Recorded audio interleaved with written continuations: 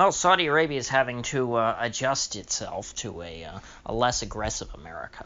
Since I guess it'd be probably around the 1970s, since Saudi Arabia got real close with the United States.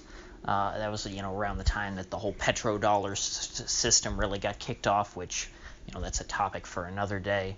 I think a lot of people put too much stock in that these days. The U.S.-Saudi relationship has really evolved past the petrodollar, but I'm not getting into that today. Regardless, however, the Saudis typically try to track pretty close to whatever the U.S. is doing when it comes to foreign affairs. They are, after all, a satellite state essentially of the U.S. They, in that sense, kind of, I guess you could say they're not quite to the point to where they have suzerainty, meaning that they only really control their domestic politics and that the U.S. controls their foreign policy. It's not like that. They do have control over what they do and how they interact with other countries. It's just that strategically they always want to be aligned with the United States. Because, of course, as I've said so many times, Saudi Arabia is one of these countries that is not sustainable on its own. It needs outside help to sustain its government. The royal family is not powerful enough on their own within that country to maintain their hold on power. And so that means that in the last couple decades, Saudi Arabia has followed the U.S.'s lead in being very hawkish when it comes to dealing with the rest of the world, and being very aggressive, and essentially taking an attitude that they're in charge, and that everyone else just has to go along with whatever they want. Since the end of the Cold War and the U.S. Ascension as the undisputed global superpower, they have, for the most part, taken the attitude that they are the world police, and that they are the righteous folks who can tell everyone else what to do. And so Saudi Arabia has gone along with that and acted the same way, but in a smaller scale within the Middle East.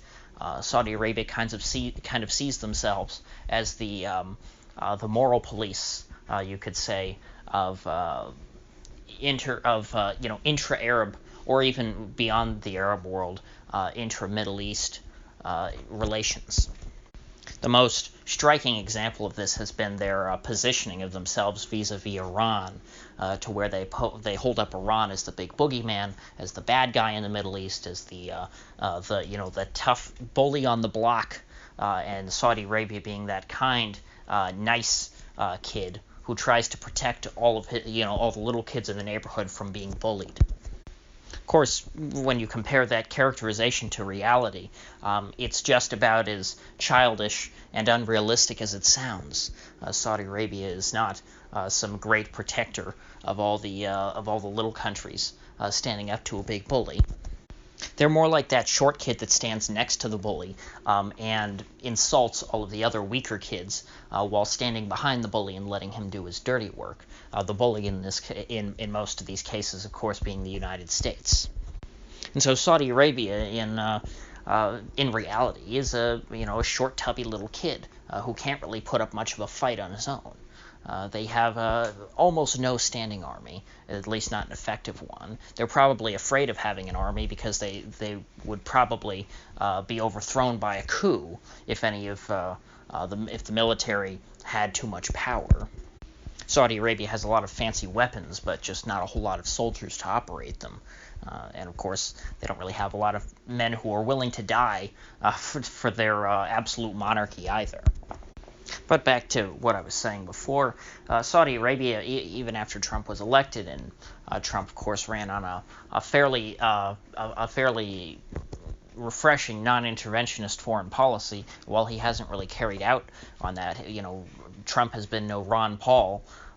He has been less hawkish, perhaps, than the Saudis were expecting. I think the Saudis, after Trump's trip there very early in his presidency, I think within the first 3 months of him being in office, he went and had this glowing tour around Saudi Arabia and really schmoozed them. I think that they thought that Trump was going to be just another George W. Bush, and that the Bushes were the Saudis' best friends. And so they thought that if they could encourage the U.S. sufficiently to invade Iran, that it would happen. And they did that over this year. There were a number of incidents involving Saudi Arabia and Iran, a bunch of cases which I won't get into in detail at this point. I've talked about them in the past, in which Saudi Arabia accused Iran of being very aggressive and doing things that were acts of war, such as that there was that whole drone attack on a Saudi oil field. That really was the icing on the cake that they thought finalized the case for war. And then all of a sudden, war with Iran just never came. And so now the Saudis are having to reconcile themselves that their words are not having the same effect that they used to. They're not being as effective in cheerleading for war anymore because apparently the U.S. just doesn't have that much of an appetite for it. It seems that the Saudis now are coming to the conclusion that Trump, while he's not, pulling the U.S. out of the world, certainly, by any stretch, he's not bringing the troops home or anything like that, he's being a little more careful not to escalate things in the Middle East. And he doesn't seem to be interested in starting any new wars. And so from Saudi Arabia's perspective, that means that they can't rely on the United States to fight any new battles for them. So that means that their priority now, instead of trying to encourage the U.S. to get into fights for them on their behalf, their priority should be to try and make sure that they themselves don't get into any fights that they cannot win. And so we haven't been hearing as much in the last couple months about Iran.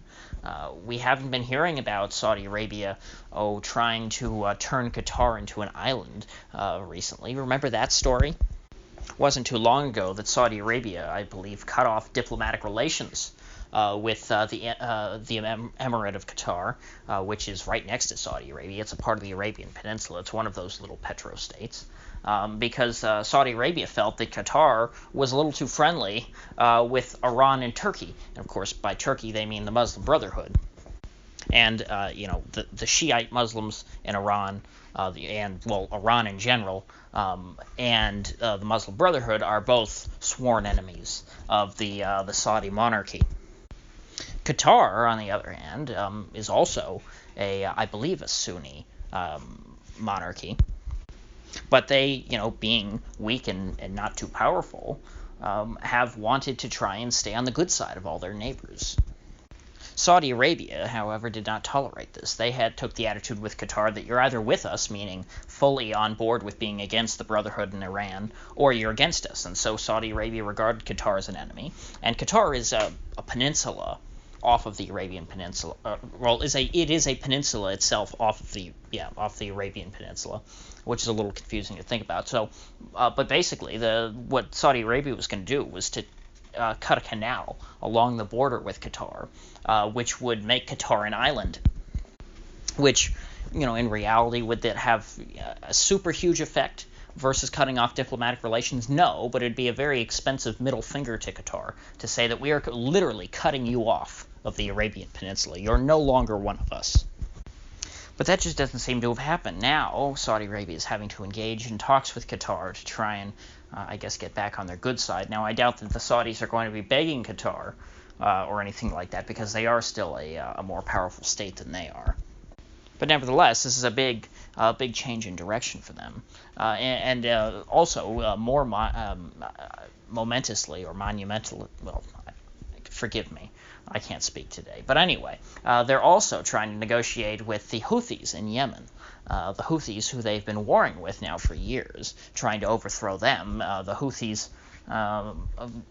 according to Saudi Arabia, are just Iranian puppets.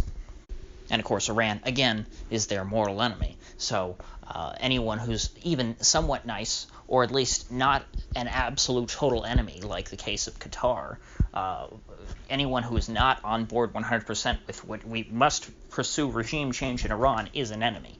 And so that's kind of the attitude that Saudi Arabia took with the Houthis, even though the Houthis for a long time had no real contact with Iran. They were not recognized by Iran as a legitimate government in any sense until quite recently. But now that the U.S. even though they've continued assisting the Saudis in the war. They have not escalated. The U.S. certainly is not going to be sending any troops to Yemen. The Saudis have decided that they need to try and negotiate with the Houthis to end this war. And so the lesson from this whole, I guess, experience, this little case study of Saudi Arabia, is that when the U.S. Changes its foreign policy, it has ripple effects across the entire world. It impacts the foreign policy of many other countries. And so when the U.S. decides to stop starting so many wars, well, then so do its satellite states. And so, by extension, even though the U.S. isn't de-escalating the wars that they're currently involved in, by simply not starting as many, they are preventing other new wars, tangential wars, from being started. So it really makes you wonder how many conflicts could be ended or avoided if the U.S. pulled out of this whole situation entirely. But I can't really speculate about that too much at this point. For now, we'll just have to accept a kinder, gentler Saudi Arabia, which is something that I welcome wholeheartedly. So if you gained anything of value out of this video, I'd appreciate you clicking that like button and sharing this video. And if you haven't already, please do subscribe, because I do upload every day and I'd hate to have you miss one. So I'll see you folks back here tomorrow.